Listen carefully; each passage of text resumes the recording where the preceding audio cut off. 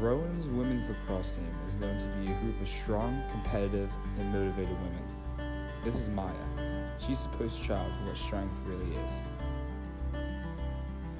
Maya is a starting defender for the team, and as a junior, you'd be surprised to learn that she's only played lacrosse for 6 years.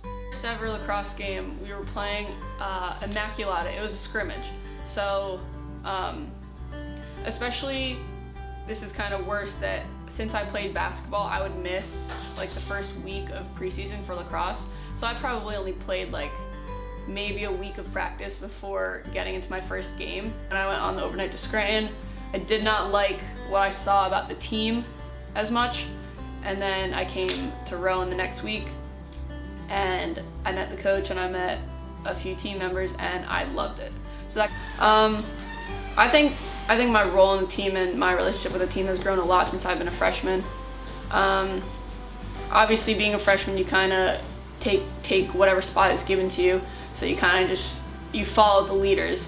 So I obviously was not a leader my freshman year, but I think going through, I had become going into the end of my freshman year and going into my sophomore year playing, that I knew I was gonna try and be as much of a leader as I could on this team. Maya was on her way to becoming the first junior captain ever in the team's history, until that fateful day a little over a year ago. So March 31st was a Saturday practice, and I literally remember it like it was yesterday because it was the weekend before Easter, so Easter was the next day. I'm pretty sure it was the second drill in, we go into ground ball drill. So it's two people against each other, you're at the 30, everyone goes down a ladder, and then you got to pick up the ball, and then it's a 2v2. I was down by the crease at the corner, I would say like the 3rd-yard line by the 8-meter. One of my teammates and the girl that was on my team was driving to goal. My defender slid over, so I was wide open right at the side of the goal. I knew I was going to get a shot. I knew I was going to score, which obviously is something that I don't get to do often because I'm a defender. I was super excited. I went to catch the ball, did a nice little hop. As I hopped, my left foot came down and my knee popped out. Went down immediately. I didn't know what it was because obviously I had never experienced it before. I knew something happened. I heard something. So now it's April 2nd, now that's Monday. Those couple days were kind of just like walking on eggshells. And then, you know, I got the MRI. It was April 4th, I remember. April 4th, I got my MRI in the morning. Steve was in there, I sat down. He read my MRI, and basically he gets to the part where it shows the ACL, and he says, it's blurry here. And I'm sitting there and I'm like, that doesn't look like it should. I've never seen an MRI before, but I know that it's supposed to be a dark line through there, and there's a lot of white. So, you know, in that moment, it was probably the most emotional that I've ever been. I'm also in front of other people. I find this injury kind of takes everything out of you, and it makes you basically the most vulnerable you can ever be. A lot of people were upset. I was obviously upset. And that one was tough, you know, thinking as a sophomore, you know, I was 20 years old, that I wouldn't get to play the rest of my season. And that was really tough for me because I was finally a starter and I was in this great role that I thought that I was like finally set.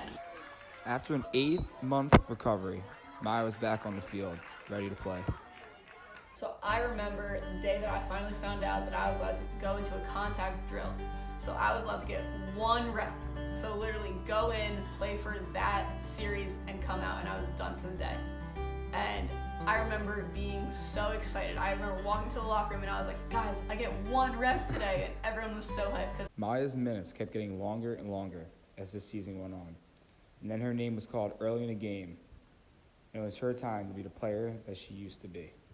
Last Tuesday, we played a game against Scranton. Came out, and I ended up going in the first half early. One of our defenders got 2 yellow cards, so she wasn't allowed to come back in the game. So, you know, I had to step up and kind of play more minutes. With a few minutes left in the first half, I went to go clear the ball up through the midfield. So I was around the 50-yard line. There was a girl in front of me. I went to go cut past her. I planted with my left. And at that moment, I heard a crunch. And I knew something was wrong. I had my brace on and everything, and I knew something was wrong. I couldn't tell right away if it was the same thing or if it was different. It was last Friday.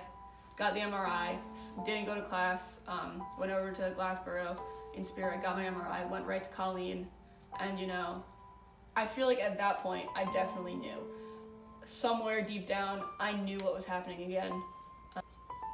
She showed me the MRI, we looked at it again, and she kind of went silent when we saw the image, and I was like, not good, and she said, not good. A lot of what was going through my mind was, like what kind of fucked up universe is this? Like what kind of universe does this happen where history is literally repeating itself? So while I was in Colleen's office, she basically told me, like usually after 2 injuries like this, we don't let people play again. Though the injury Maya endured ended her playing career, things changed this time around. And the ex-starting defender had a lot better outlook on what she could possibly be for this team. I can't be an athlete anymore, but I have 1 more year here. So obviously I'm gonna go into the next year being completely all in for this team. I love all my teammates, I love my coaches, I love being around lacrosse, and I don't think I would ever just be able to not go just because I can't play. The next year my role will change. I'll be senior, I'll finally be, at the top, a leader, I'll be wiser. And my role is going to be just being part of the team. Anything the team needs, you need water, I got you. You need someone to tell you, you can do this, I'm right there. And I think that's like a huge role for someone to take. So, I want to do as best as I can to be that great teammate